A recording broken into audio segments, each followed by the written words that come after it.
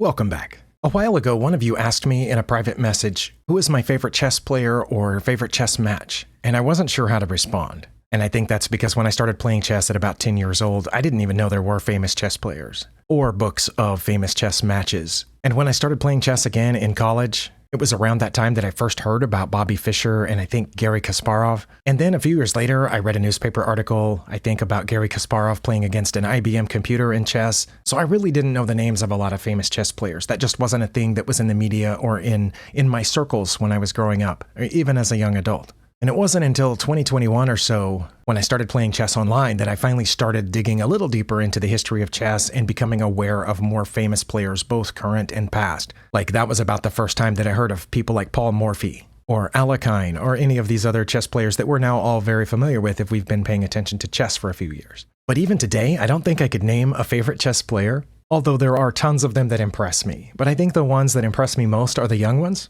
the rising stars, because they hold so much potential. And it's exciting to watch somebody and have a what if.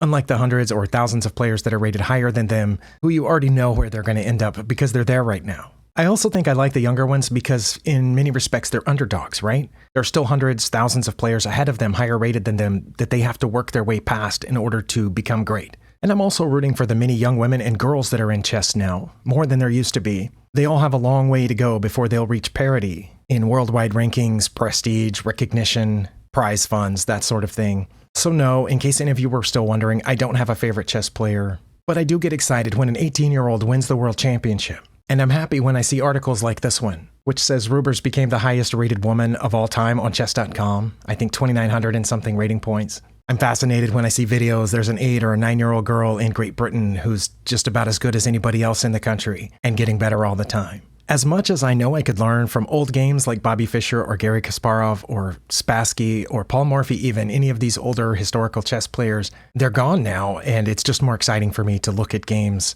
by these younger rising stars who are already quite a bit better than me and probably better at chess than I'll ever be.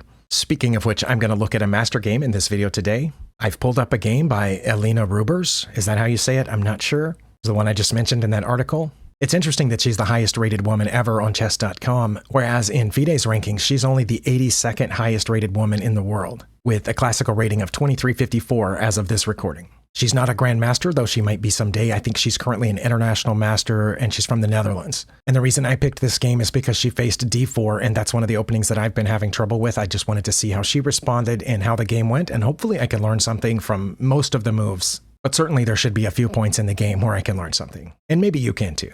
For those of you that are new to my channel, I'm not a titled player or a chess coach. I'm just a random person who enjoys chess, and I enjoy it more now than I used to, and I'm hoping to still get better at it. This game was played in January of 2025, according to the information here on this game page. I found it by looking for d4 openings, and in this game, Roebers played against Oscar Bruno de Prado Rodriguez. And I believe he's also rated over 2,000, although I don't know his exact rating or even where he's from. But anyway, let's just jump right into it. I have always responded to this with either d5 or knight to f6, and I think a couple of times I tried c5, which I don't remember the name of that opening. And recently, I don't know exactly how many games, but maybe my last 100 games or so, I've just lost a ton of these, even to players rated lower than me. Roebers opened with d6, which is still the queen's pawn opening, and I don't know what that aims at. Is it trying to invite e5 and then you get, is that the Philidor or something? I'm not sure. I do know that unlike putting this knight out here, you can't get the pin immediately. So,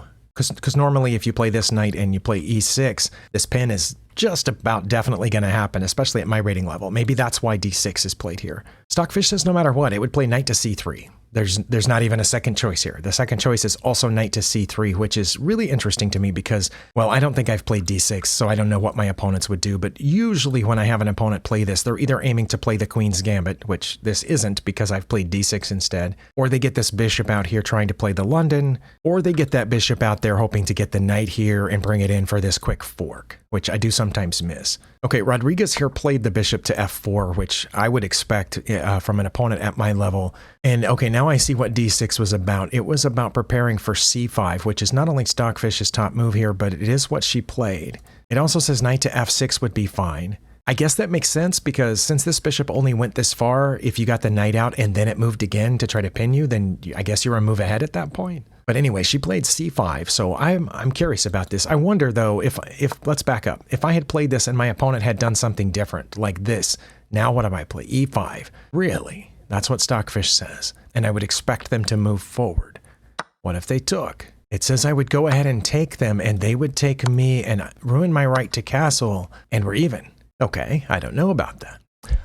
I kind of feel like I would still lose this game somehow, but and it says, what are they going to play? Probably knight to c3 or maybe even g3. And I can play bishop to e6 after knight to c3, or if they play g3, I can play knight to c6. Okay, I'll try to keep that in mind, but yeah, that seems a little bad to me. But that's not what she played. She played, like I said, c5, which I will try to keep in mind because their best move is to take. But I wonder about master games in this position. It says most masters here will play e3. There's not that many games left in this position, interestingly. There's the one that I'm looking at right now, I think. Backing up, I'm curious here. Now, most masters in this position play g6 or knight to f6, and that's more than half the games in this position. c5 is way down the list, but once c5 is played, a lot of masters play e3 here, but white doesn't do well in those games. Almost the same number of people play c3, and white wins half those games. d5 only has happened once, and that was in a game between two people whose names I can't read the entirety of. Stockfish says to take here. Okay, and Rodriguez took, and then she's not supposed to take back because even though the queen trade earlier was good in the other position, it's not good here. She's supposed to play e5. Okay, well that directly threatens the bishop. I assume she knew that. Yes, she did. Okay, these people study their openings quite a bit further out than we do, and we're only on move 3, so it makes sense. The bishop should drop back here, although it can also go to d2. Rodriguez played bishop to g3.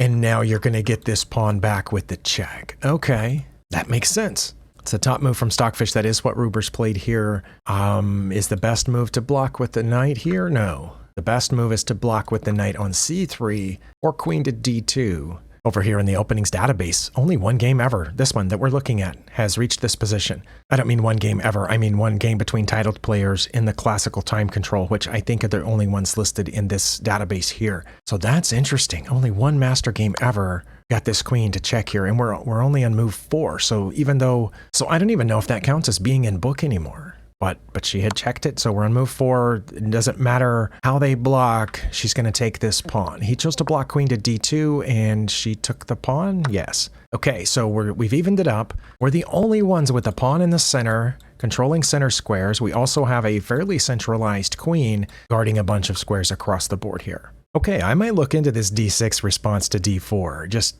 out of curiosity. I know that my opponent probably won't play what this guy did every time, but they're going to play that sometimes. So maybe I'll switch to this. But anyway, we'll see. Best move by Stockfish is knight to c3. That's what he played. And then Stockfish here would get this knight out. Either knight, it doesn't really matter. Roebers played bishop to e6, which also looks like it's rated about the same. So if I had had more moves listed there, it might have listed that one. e4 is listed as the best move for white here, and I get why. I mean, you're supposed to occupy, center squares and try to control center squares. But it's also pretty tempting to long castle once those pieces are all out. I assume that was one of the reasons that you get the knight out here, is to be capable of long castling. I guess that was just too tempting. It's the second best move by Stockfish. That's what Rodriguez played, and then she responded with one of the two best moves. Stockfish was flipping those two. Knight to f6 is perfect. e4 is the best move for white. That's what he played. Okay, so far they're both playing very well. We're out to move 8 now. I just find it fascinating that it's the only game left in the database in this position, because so many openings, when you get to move 8, there's still hundreds of games left. And like in the Italian game and some of those, there will still be 1,000 games left in the old Masters database. But here it's just this one for the last several moves. But apparently she had looked at it, or maybe some of these moves are natural. Maybe this is, just part of the principle, the idea of this opening is to put a knight on d7 or c6. I think I like d7 better. It seems like it does less blocking of the queen's escape routes. Also, it protects the other knight, which I'm very likely to try when when I'm getting the knights out. So I think I might have played this, I don't know, or I might have played bishop to e7. Now this fascinates me. The absolute best move for white is f3. Oh, because your king's not over here. Okay. I was thinking of you're not supposed to move the F pawn, but that's if you're castling over on the king side. But if you've castled on the queen side, then it makes sense. But wait, why move the F pawn when those two pieces are still back there? Both of which you can get out now. You can develop both of those pieces now, but for some reason F3 is better, and I'm surprised that he found it.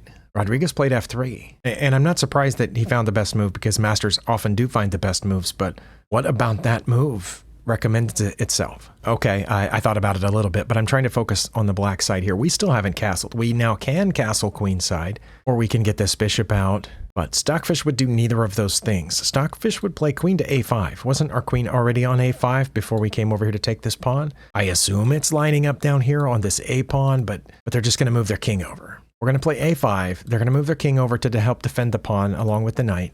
And then, of course, we won't take it, and we'll play a6.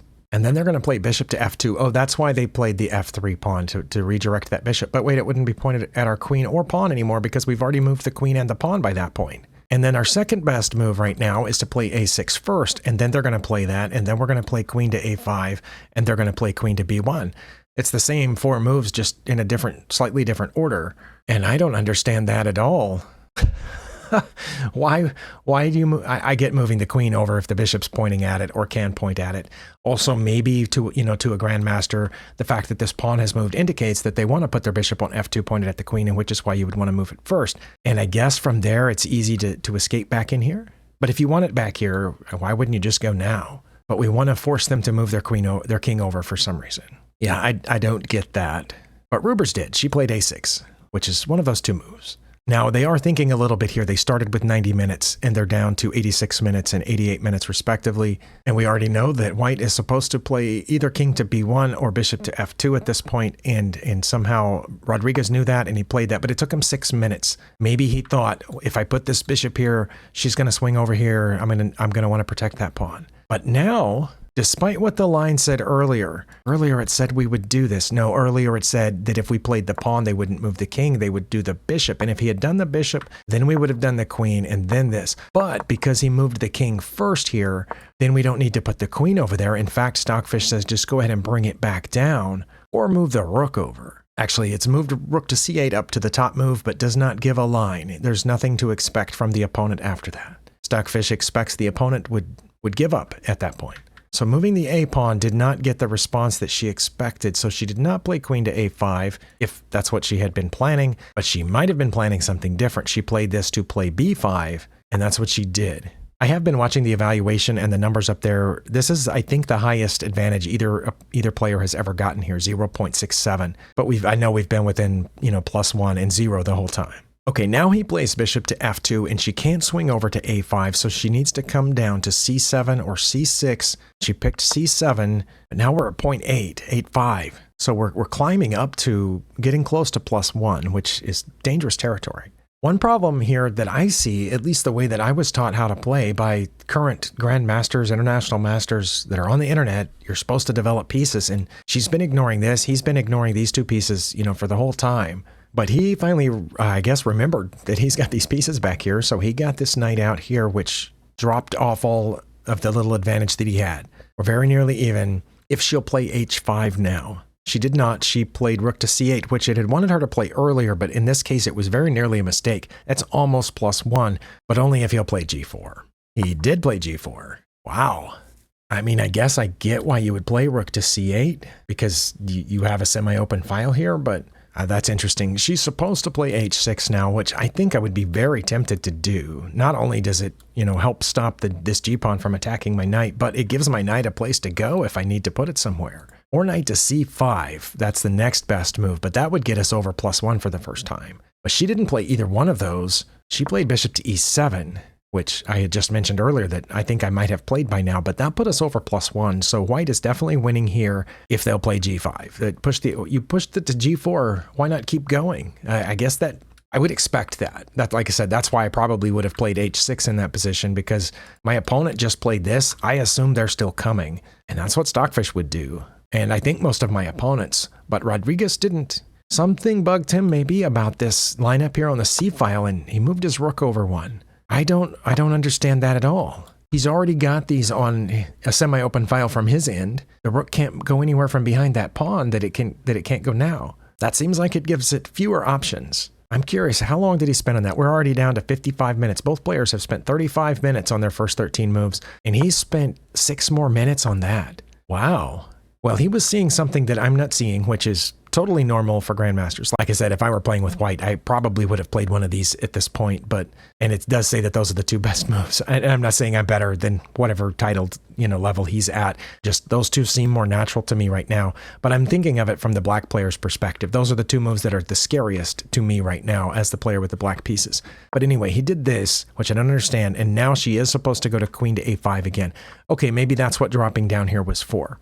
Now that I probably would not have found, because now that I've already moved these pawns, I think I would be tempted to keep moving them, except not that one, not this one, obviously, because that one's under attack. Oh, maybe that's why maybe that's why he moved the rook over? No, he already had 2 defenders on this square. Maybe he was worried she was going to push this and then that knight would have to go somewhere and get trapped or something, and then he thought the queen would go somewhere or something, so he wanted an extra defender on that c-pawn. I'm not sure. It also says knight to b6 is good here. Although I'm not sure where it would go after. Oh, it says it would come back here in a little bit. Not that one. The other one would come down here, I think. It's not very clear. It just says knight to d7, but after this knight moves, then both knights could go to d7, so I'm not sure which knight Stockfish is talking about over there. But I think that's why it's moving, is so when they play g5, you have a place to put your f knight. Maybe. But she did see queen to a5, so it was something she had been thinking about. Okay, and that pens the knight because the queen's not defended anymore since he moved this rook, and Stockfish says definitely move that rook back right now. It shouldn't have gone over to c1 in the first place, and apparently Rodriguez realized that because he moved it back. But we're not really thinking about anything over here, or oh, maybe we're thinking of pushing the pawn to get rid of the knight, and then we are thinking of coming over there. It does say b4 is her best move now, but did she play b4? She did not. She also didn't play her second best move, which was h6, which I would still be a little worried about. Now she played knight to b6, which looks a little dangerous because now your queen can't run away. And it's undefended. Also, you could just take here. That's what Stockfish would do, is just take it. But wait, okay. All right, I'm trying to figure this out because, we've been taught that bishops are better than knights. Also, that's the good bishop, right? It's the bishop that's developed for one thing. And because of where the pawns are on light squares, that bishop has a long distance vision around this board. And if it moved up one, it would see even further. And it's the other bishop that you might want to trade off at some point, I would think. But no, Stockfish says take that, and white's okay. But that's the only move. g5 keeps us close to even. He did want to trade for the knight, but he didn't want to do it with the bishop. He wanted to trade with this knight here. Now, before looking at the engine, I did notice the eval bar moved, and this is the biggest advantage she's had, I think. And I think I know why. I think it's because you can take the queen here, and after that trade, then you have 3 pieces pointed at that square, and the opponent just has 2 pieces, the rook and the pawn. So you're going to pick up a pawn. Whoop, did not mean to do that. But anyway, what I was trying to say is we're going to pick up a pawn here. So she's going to pick up a pawn if she takes the queen first, but it's the only move. Did she find it? Yeah, she found it. Oh, and he's not supposed to take the queen. Knight to f6. Oh, take with check. That way you don't lose the pawn. Wow, but she's still up half a point somehow. Okay, well, I wouldn't have found that probably. I mean, maybe. I do know that, you can forestall some other event by checking, and it's clear you're gonna lose this knight anyway. So why not check now? I might have found that, but anyway, he found that, and you have to take back because you're in check. It's best to take back with the bishop. That makes sense, and then he takes the queen, which of course is the only move here. So she didn't pick up a pawn, but she is somehow still up minus 0.5, almost 0.6. But only if she'll play knight to c4, which immediately threatens the rook. But that's all. That's all that it does, is threaten the rook, as far as I can tell. And she found it. Well, he needs to move the rook now. He can go back, or not quite as good, go back to d1.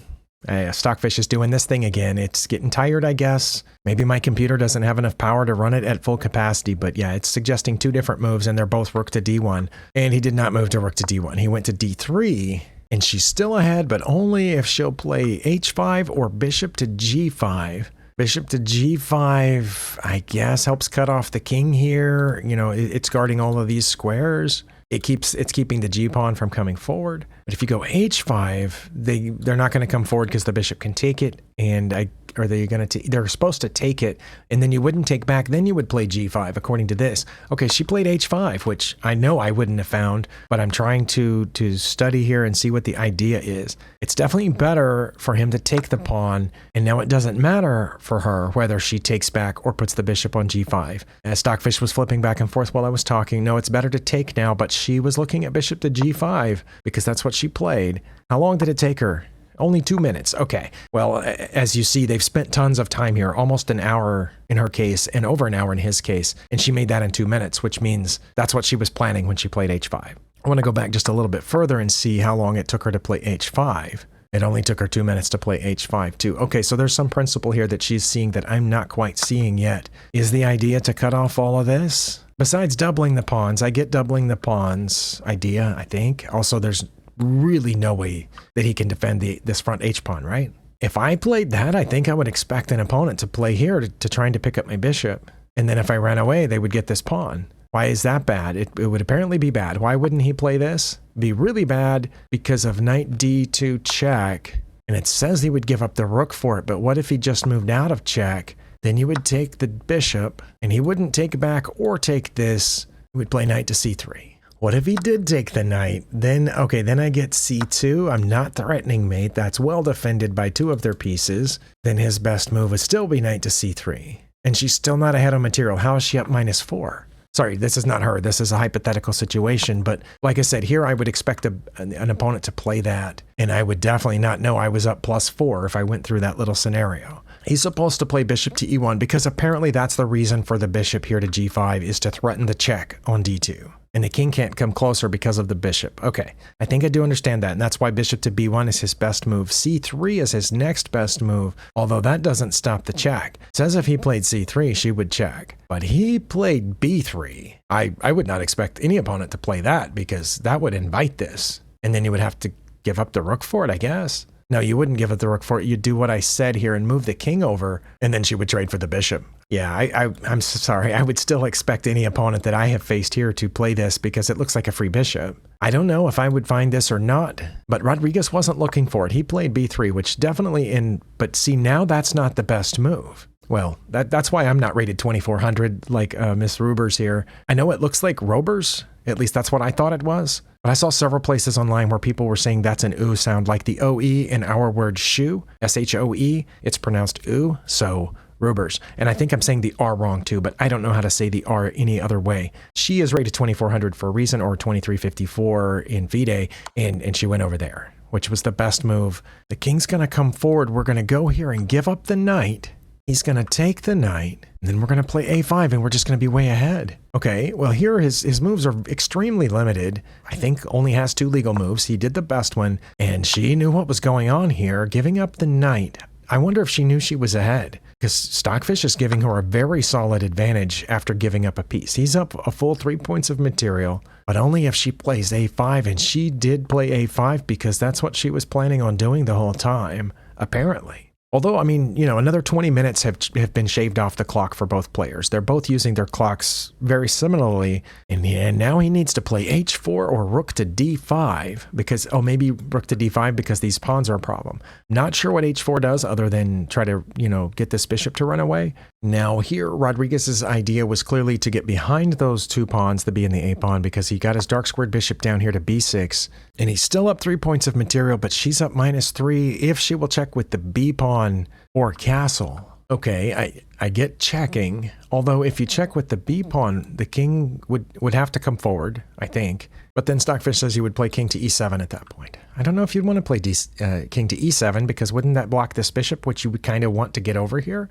I don't know, maybe you want to bring this bishop over here. Now castling, I think maybe obvious that you want your rook to be able to come join the fight one of these places, right? I get why it says castling because then if you take here, then you would play rook to b8. Oh, I thought you would want to play rook to a8 because then the bishop would be pinned to the king. But she didn't play either one of those. She went to d7, which it seems like what I would have done because you want this dark squared bishop to join the party, don't you? But now it's between +1 and -1 again if he'll take the pawn that he was aiming at the whole time. So he took it, and she still has a very slight lead, but it's no longer commanding like it was before. So she had several of the right ideas over here with this bishop to g5, the h5 before that, bringing the knight in. This knight check over here was, things that I wasn't seeing, but she was seeing this whole time. I don't remember where the knight was. No, the knight was over here, wasn't it? Yeah. Okay, the knight was up here on c4, and it checked over there when I thought she was going to check on d2. She saw all that stuff, but she didn't see this little combination here that she could have. But now her best move is to give up this pawn as well, because they're going to take it, right? They're going to take it with the king, I think. Yeah, because I was just going to say, if she took it with the bishop, then you swing the rook over here, and that bishop can't block, but it has to, so you block and you lose the bishop. But then they would still be even on material, which that's the thing that's still throwing me off. He's up 4 points of material now, but she's ahead if she'll play b4 check to give up another point of material, and he takes it with the king because he probably figured out the thing I just figured out. But now she can check rook to b8 because she got the king out of the way, so the king has to go back over there to a3. Why wouldn't you go to the a4? I don't know, but it's a blunder to do anything except a3. I don't know what's bad about a4. Do you get checkmated soon or something? Yes, sorry. If you go to a4, that's checkmate. Okay, never mind. You have to go to a3 to protect your a pawn. Okay, so that makes sense. Yeah, he figured that out because he probably figured out in less time than me. Yes, he figured that out in 4 seconds. Okay, now the best move is rook to a8. The only move that's not a blunder, because now you're going to pin the bishop, but then the king just comes back out again, right? The king has to go to b4. He figured that out, but now you get the a pawn, but you don't have to. It's just about the same whether you take this a2 pawn or check again. She didn't feel like repeating at this point. She must have had some idea that she was ahead, so she went ahead and took the a pawn now. He's still up 4 points of material. But even if he plays his best move, knight to c3, she's still up a little bit, and I don't understand it. Wait, no, I do understand. Sorry, I do understand he's about to lose the bishop, and his king's out in the middle. But he's still up. Okay, I'm not sure. He played f4 in this situation, and suddenly she's got a mate in 3. I did not see that coming. I also don't know why he would have played this. He probably has figured out that he can't save this bishop. Actually, why can't he save the bishop? Bishop to c7 well, no, sorry. Bishop to c7 is his next bishop. Why can't he save the bishop here? Because of rook to b8, and then can't he protect it? Apparently not. He can't protect it because of bishop to d8, because she went here where Stockfish didn't want her to go. And now he can't move that, so he's going to play rook to d5, and she's just going to lose. I mean, he's just going to lose the bishop. Wow, he must have seen that from back here, because that's what I would have been thinking. But Stockfish said no. Stockfish says your second best move is actually bishop to c7 and just give it up, and then play knight to c3. But knight to c3 first is better. If he will play knight to c3 now, this game will go on for a long time, apparently. But he's down to 2 minutes. She's still got 9 minutes left. He's down to 2 minutes, knows he's going to lose that bishop, not sure what to do. He attacks over here, spend almost a minute on that move, and she's just supposed to ignore it. Now me, I would have taken, probably, with the pawn. But that would have been a blunder, apparently. Or why not do this? Why not bring this bishop down here? Or here? Wait, I just realized it says bishop to d8 is the second best move, and they won't take.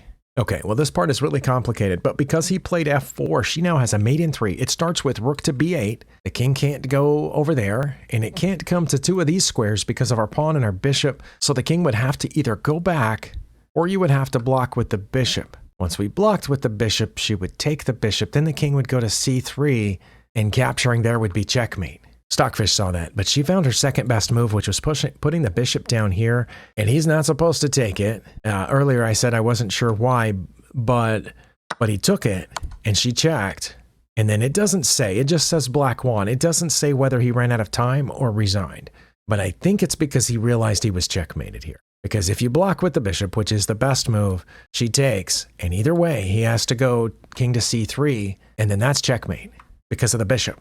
The bishop is guarding that square, and the bishop and pawn are cutting off these squares. The rook down there on a2 is cutting off all of this. So like I said, either he realized that here and resigned, or ran out of time. I'm going to assume resigned because it still has time shown on his clock. Okay, wow. And I'm also going to assume that that was time trouble, mistake, or blunder on his part. It's interesting that she didn't see the mate already here. After she played that, she saw the mate. What if he had played his best move at that point? What if he had played rook to d5, which is his best move? she's just going to take it. Well, then he probably wouldn't have played that, maybe. But I know she saw more about this position than I did. I know she had to have seen that this bishop was hitting that pawn and the squares in between, and that this pawn down here is hitting this square. And of course, the other rook, you know, cutting off all of that, like we already said. And this, mate in 3, just play right there, right now, rook to b8 check.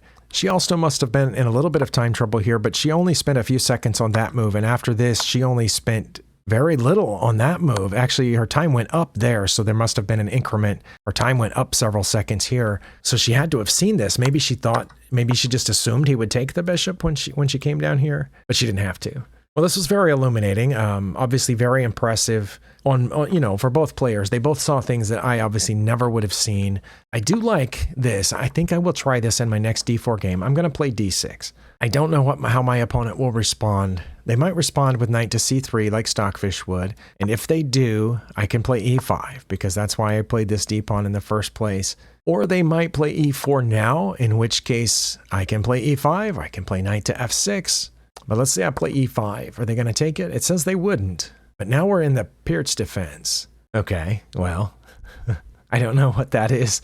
Or they might play knight to f3 here, in which case I can play knight to f6. But then they're going to play c4, and I'm going to play g6, and I'm doing okay. And they might play h3 now, but then I don't know what I would do after that.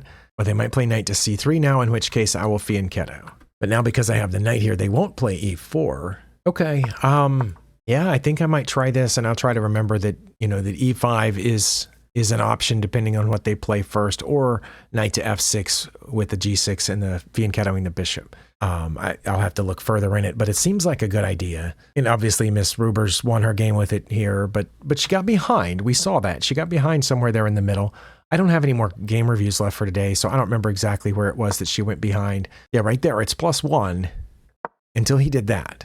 And that's the one I talked about at length earlier in this video, that I don't understand why in the world he would have done that. He was supposed to play g5 or h4, which again is what I would have expected an opponent to play in this position, even at my level. So the rook to c1 is mystifying. Again, I know he had a reason. It probably had to do with being afraid of those pawns coming forward with the knight. And also, you know, we have bishops pointed here too. We have a knight that can hop in really quickly. So I can understand that, but I don't know how he thought this would help. Because I mean, Stockfish can't figure out how that would help, and neither can I. And we're on opposite ends of his rating. Don't know. But that's the move that changed the game, or it changed the momentum of the game, whether either one of them realized it or not. And I think after that, she stayed either very slightly or commandingly ahead for most of the rest of the way. Not here, though. If he had taken the knight, which he didn't, which I do understand this. I understand not taking the knight with the bishop. He hopped in there first, but okay, so it was that move that changed the lead, right?